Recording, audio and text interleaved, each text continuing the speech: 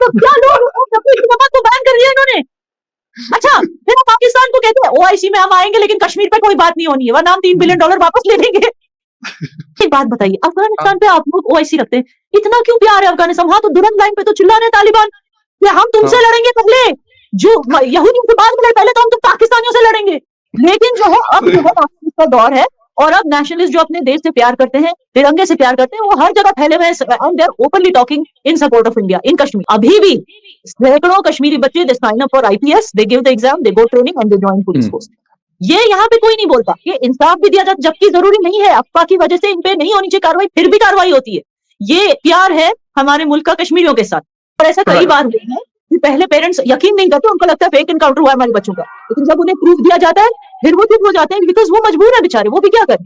At the same time जहां भी ऐसा लगा कि फेक एनकाउंटर हुआ वहां पे इंक्वायरी भी बिठी है और वहां पे पनिशमेंट भी हुआ है officer.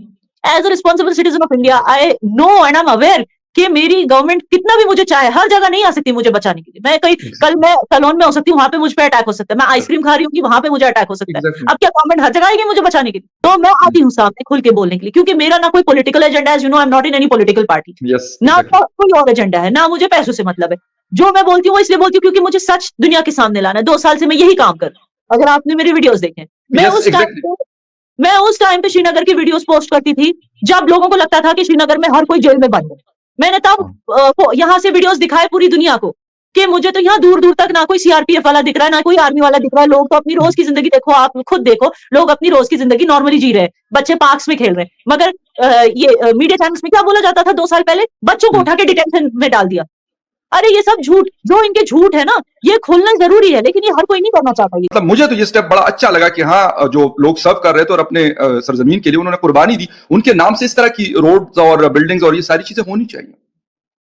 Actually, it is not army वालों के नाम से, it is the Kashmiris who served for the country, जिन्होंने अपनी जान दी, starting right from मकबूल शेरवानी साहब, he was the first शहीद from जम्मू एंड कश्मीर बारामूला के जो थे, जिन्होंने जो है ना पश्तून इन्वेडर्स को, I'm not sure if they're Pashtun, but they are from Pakistan, and I think Yusuf Zais were among them. इनको जो है उनको डाइवर्ट किया। मेरे ग्रैंडफादर नहीं गए थे उसमें।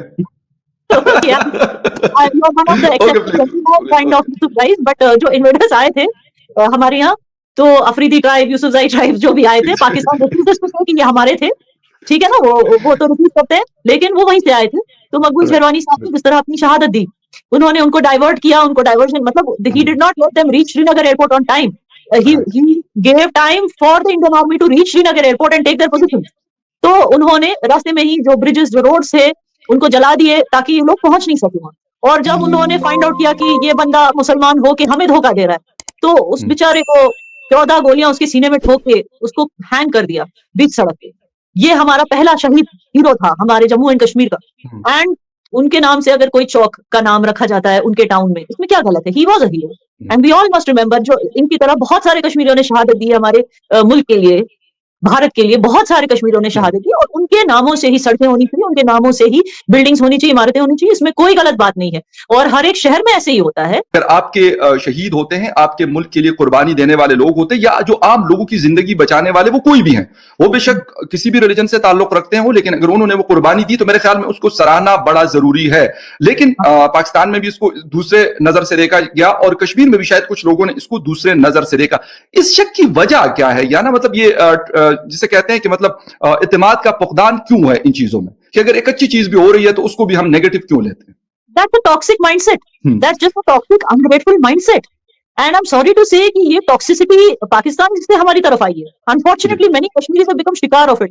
आप पाकिस्तान में भी देखिए, आपको पता है आपका एक भी प्राइम मिनिस्टर क्यों, why is he not what do you call, why is he not selfless towards his country? क्योंकि आप देखिए हर एक प्राइम मिनिस्टर की क्या हालत हो गई है at the end in Pakistan. Yes.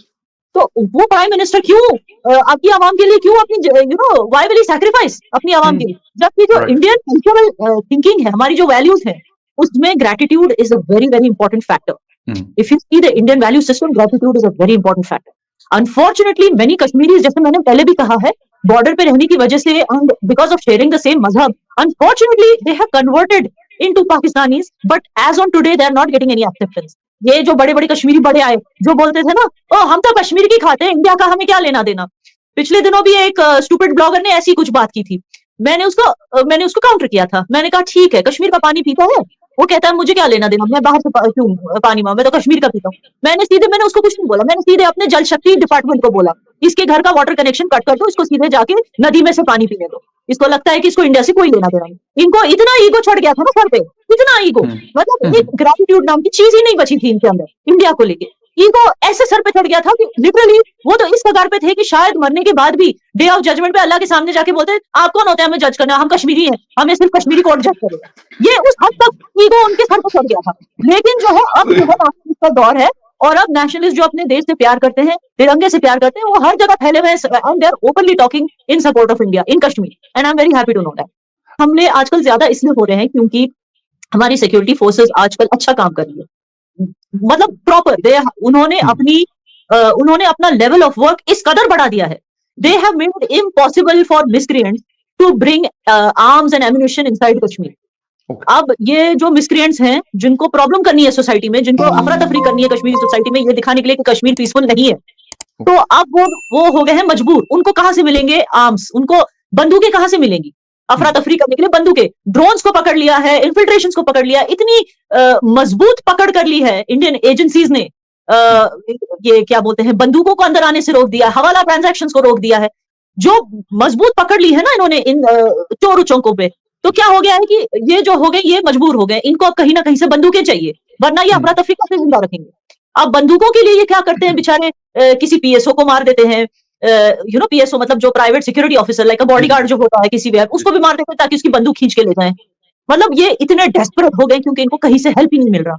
मतलब नॉन ओआईसी मेंबर्स भी आए हुए थे जापान से, बाकी दुनिया के कुछ ममालिक से, तो वो बताना चाह रहे थे कि कश्मीर का इशू भी किसी तरीके से इसके साथ मतलब जुड़ जाए और हाईलाइट हो जाए। क्या नजर आ रहा है कि मतलब ऐसा कोई पॉसिबिलिटी आपको नजर आ रही है कि जो नेक्स्ट ओआईसी की कॉन्फ्रेंस होनी है उसमें अगर होती है तो, या फिर इसमें क्या पॉसिबिलिटी आप कह रहे हैं कि कश्मीर की कोई बात?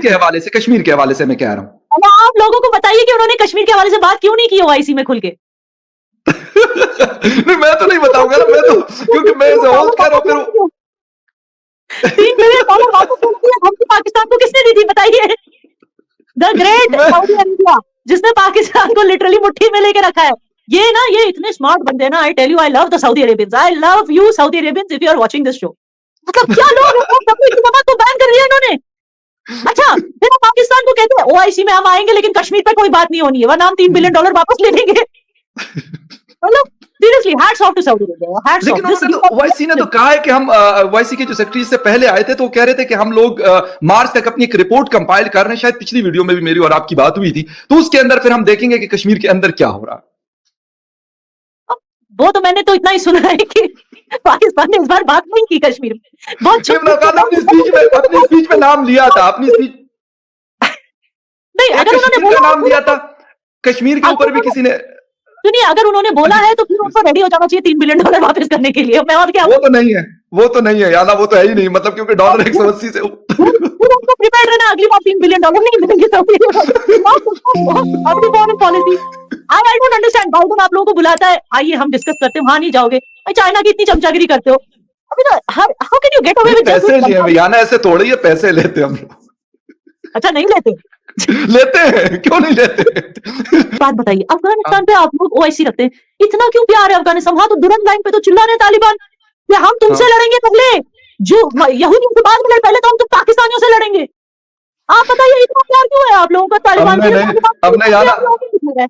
कि हम पाकिस्तानियों से ये सवाल सारे लोग पूछ रहे हैं।